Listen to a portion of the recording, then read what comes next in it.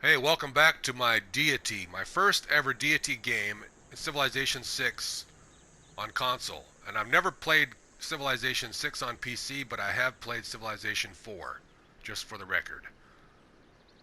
Now, one unmet player was defeated before I can even meet them in the first place,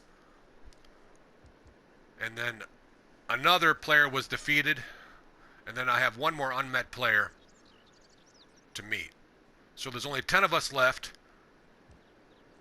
and I got some good rolls. None of these civilizations are overpowered, and I just want to give one example, and I'm not picking on this civilization. I'm just saying that their culture, for what their abilities are, with only about 15 cities, and I say yes, let me repeat that, with only about 15 cities on a huge map, they can win the game with culture very, very quickly, and that is the civilization of Vietnam.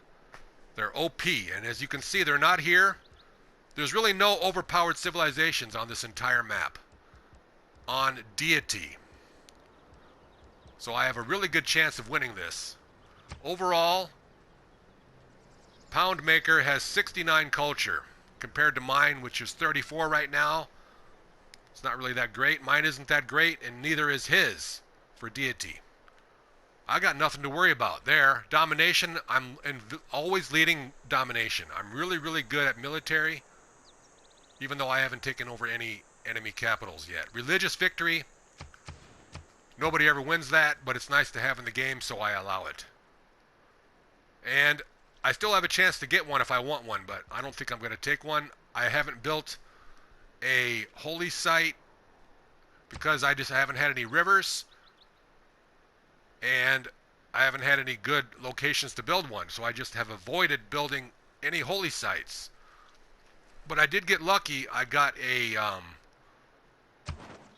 one of these city-states. The first one, I was the first one to find Vatican City. So right away I got a bonus to faith. I was able to acquire the very nice, let me show you here, Pantheon. When chosen, receive a builder in your capital. City growth rate is 10% higher. That is a great thing to have on Deity. So I'm glad I was able to get that. Very nice.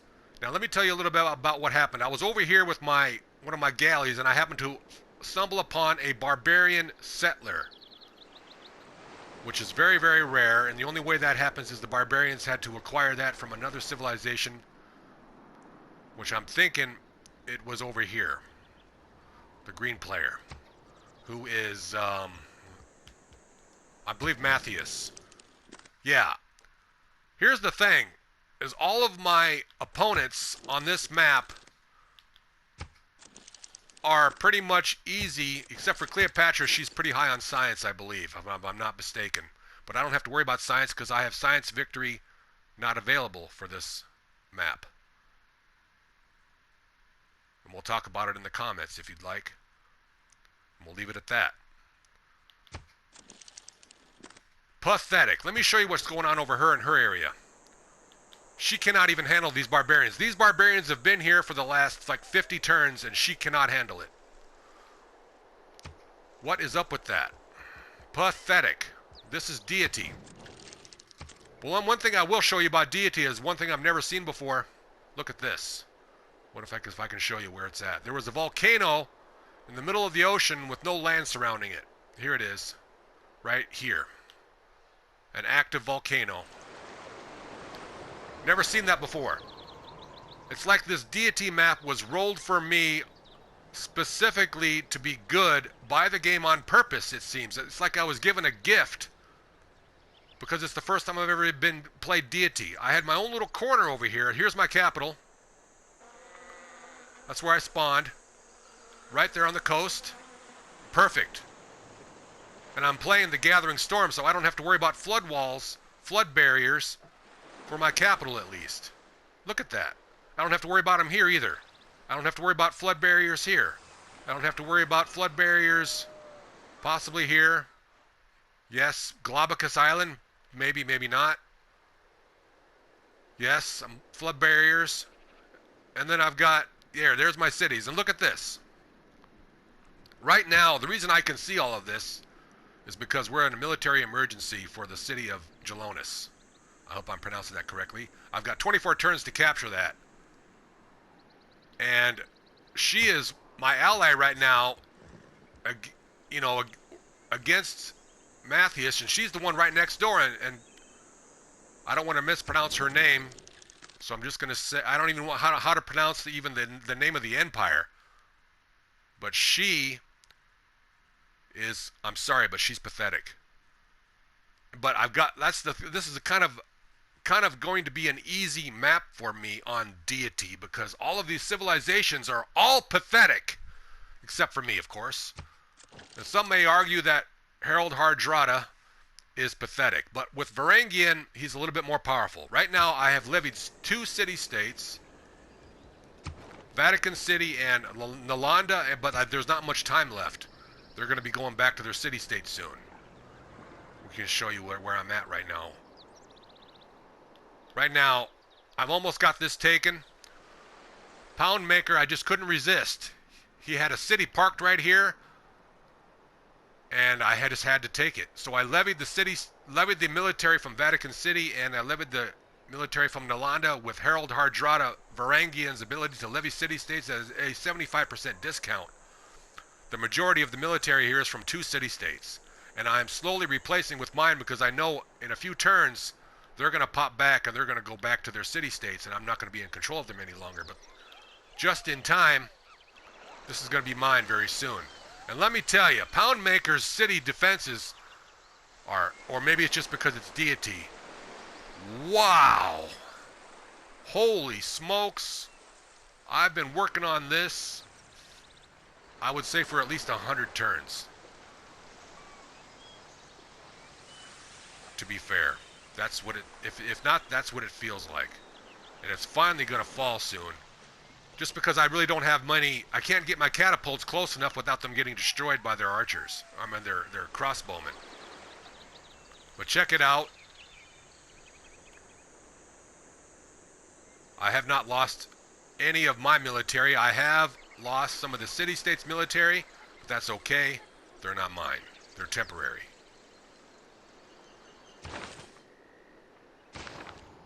This volcano has erupted. Big deal. Okay. Once this emergency goes over, I won't be able to have this kind of diplomatic view where I can see everything, but just because we're in an emergency together, I'm able to see all of this. This is amazing. Oh yeah, and let me talk about something here. She is on every map that I play. Not complaining, I'm just saying. Every single game that I play, she's there. Every single time. Whether it's a game that I started that's a good game, or one that started and failed and I had to restart. But this one on Deity is finally a good game. I think I've got a chance at winning this. This is amazing because it's my very first Deity game, and I know this is my second time saying it, and I may have said it before, but I'm just so excited. My very first Deity game is my best game ever. It's almost like the game did it to me on purpose because it's my first. It does make me wonder if I was treated with favorably from the game Civilization 6 because it knows this is my first time playing Deity. They know. They're watching. Don't tell me that developers don't know. They watch. They know. They know who's playing their games. They know what's going on. They know who cheats. I don't do any cheats, and then I know about the exploits, about selling stuff back and then slowly attaining money very slowly. Yeah, I don't do that. Why even play a game if you're going to cheat? Now that that's out of the way, I'm not going to say anything more about it. But yeah, it has to do with resources. Like you see, he doesn't have any iron, and we all know how it is. I'm not even going to show how it is. I can take like an hour and gain a bunch of money by selling it back to him at a profit, and then he buys it to me back at a lower price. And I mean, it's easy math, but it's so cheesy. Why even play the game? People like that cheat in all games they play. All of them. It's disgusting. Why even play the game? Or why you're not even challenging yourself? It's pointless. Just buy a big red button and press it that says you win, and just keep pressing it over and over rather than just spending $100 plus the expansion plus all the game plus the season passes. It's a lot of money to play this game. Why don't you just save yourself all that money and buy yourself a big red button that says win and just keep pressing it? Because it's no different than doing that. It's mindless stupidity. Why are you doing it? It's like 8-year-old mentality. God damn it. Cannot stand people who do that and then they think it's cool. They're like, look at this, let me show you how to do it on YouTube. I'm a YouTuber, look what I found out how to do. Let me show you how to cheat. And I know I've seen 100 people do it already, but I'm going to make a video about it too because it's just so cool and I feel so cool doing it. Ugh! You disgust me. You do that, you cheat in all games you play. Wow, where did that come from? I'm sorry about that. Here's the proof. Hold on. Here's the proof that this is Deity. In the lower right-hand corner is the number 8. Have a great day, and good luck in your Civilization 6 game. Let's see what happens next. I'm going to take this, and wouldn't it be a nice coincidence if everything went back to the city-states on this turn? That would be terrible. I know there's a way to look and find out, but on console, you know, it's not as easy. There is a way to look and find out to see how many turns are left before they go back to their city-states, but console is clunky. It takes a while to get used to, and it can be irritating, and it can crash a lot. And with that being said, I've noticed that the game Civilization 6 crashes a lot more on console, at least, since the Leader Pass was released for console. This game crashes a lot more. It used to crash once in a while, which is normal for console games. They just crash eventually, and that's just a part of playing console. But since the Leader Pass, it's crashed a lot more often. Alright, I gotta really take my time here and concentrate. Let's just hit the square button and see what needs to be built here. Okay, I got a theater square completed. That's good. I could build a university. I should probably build an amphitheater. Yeah, I haven't built one yet. I got to get started on that. Heal up. Heal up. Heal up. Heal up. Forward. Forward. There's been some horsemen here trying to get through this way, so I got a spearman there. Onward with my vampire. My vampires have been going back and forth and teleporting and going back to their coffins, healing up, going back to the front lines, doing what they can, getting teleported back to the vampire castle. Oh, I got to build my second vampire castle, by the way. I've been slacking on that. I got to get doing that. I've only got the one right now. As you can see, it's a pretty nice spot. This is the thing about console. It just happens. It gets annoying. Okay. It jumps around sometimes. Here's my vampire castle. Wow, look at all them bonuses. I got to build a second one. I've been slacking on that. In a few more turns, I'll have those whales. Whales. Yeah, whales. We'll fortify here. There's a lot of barbarians here on this private island.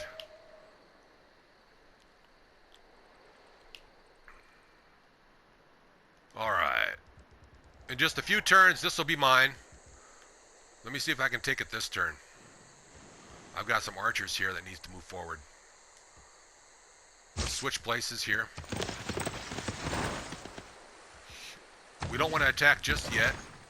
Switch places with the archers. Here we go.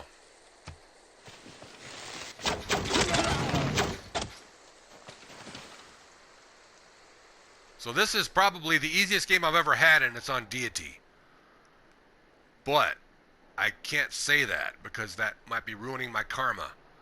Maybe I'm just really lucky.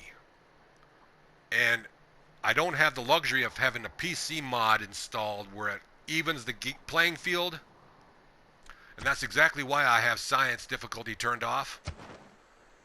Is because on console, it's impossible to win science.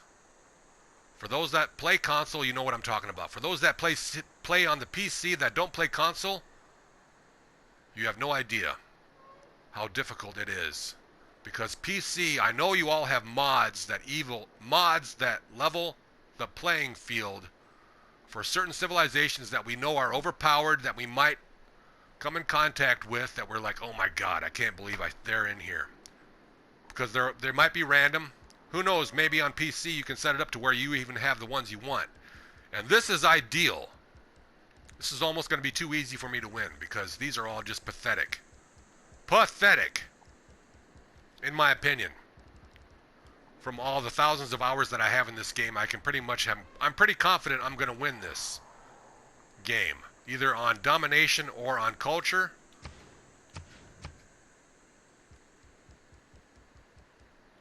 Pathetic. I know I'm second to last place, so I can't really be talking right now. And you may say Hardrada is pathetic. Well, then I'm with the right crowd, aren't I? At least I'm not playing with an OP civilization like some of them are. You know, and that's just the way a game has to be. So you got to have some that are just overpowered. Otherwise, the game isn't fun. You got to have that element of OP. You got to have that element of being OP, you know? PvP, sometimes, just like Red Dead Online, if it didn't have PvP, you know, randomly out in the field that just happened, then the game wouldn't be fun. You got to have that element of scare. You got to have that element of impending doom. Otherwise, the game just isn't fun, in my opinion. Like I say, this doesn't matter. They're going to be battling that out till the end of time, and nobody's ever going to get all 10. We'll see. I'll let everybody know. I'll keep everybody informed. I will make more videos. I try to keep up on them, but, you know, talking about stuff and playing at the same time, that's when mistakes can happen. So I'm not going to press the square button and go to the next turn right now. I'm going to take my time. Let's just read this. That's a city-state.